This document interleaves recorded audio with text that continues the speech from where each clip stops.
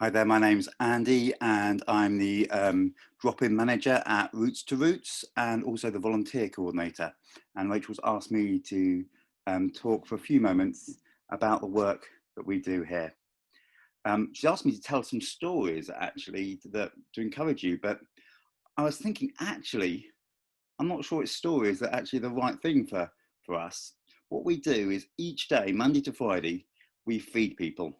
We give people in this wet, cold, horrible weather, especially this time during COVID when we have to give them a takeaway lunch. They're not allowed in our building. We give people who might not get food. We talk to people who might not get spoken to and treat them with love, dignity, and compassion.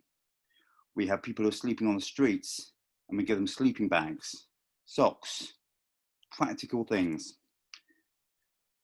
What we try and do at Roots to Roots is really take seriously the passage that Jesus talks about in Matthew 25, where Jesus said, what you did for the least of these, you did for me.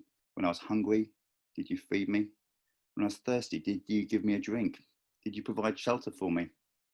You could also add into that, when I was desperately lonely, did you listen to me? When I hadn't seen someone for a couple of days and no one had spoken to me, did you take the time to ask how I was doing? The stories of Roots to Roots isn't always the fact that you see someone from a mess becoming sorted, but actually the bigger story is the fact that we are here week in, week out, seeing people change, seeing things happen, and sometimes not seeing people change, but loving them nonetheless. Roots to Roots is a volunteer. We have lots of volunteers, most of whom are Christians. Some aren't. Some are just people who want to bless and be great members of the community. But I think we're just a great witness because we're actually practically rolling up our sleeves and doing stuff. We're open every day, Monday to Friday. We set about 12:30, and we open up about 1:30 for an hour. And we're also friends with the churches together that do a Saturday and Sunday night at 8:30 down by the Towngate Bridge. So even though things are a bit reduced because of COVID, and there is some provision for the homeless in COVID, but actually it's a lot more complex, and homelessness is a lot more complex. So it's not quite as easy as people sometimes make out. There is still opportunity for people who are hungry every day in Poole to get some food, to see a face, maybe a face wearing a mask, but still a face that's going to genuinely care and ask how you're doing every day of the week. And largely that's run by Christians. I think that's exciting.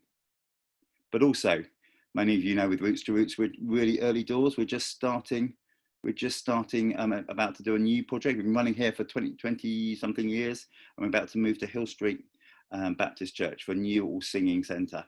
We're not sure how that's going to look yet. We're not quite sure how it's all going to feel, but the future is exciting. God is at work in Poole, and God is at work in Poole, I believe, through the marginalised, the disenfranchised, the ostracised, the last, the least, and the lost. Because actually, I believe that's where when we look at the ministry and life of Jesus, that's where he spent his time, blessing people who maybe the world thinks are useless and have written off. But God says none of us are useless. None of us are worthless. Every single person you meet today is a person Jesus thinks is not only worth it, but worth dying for.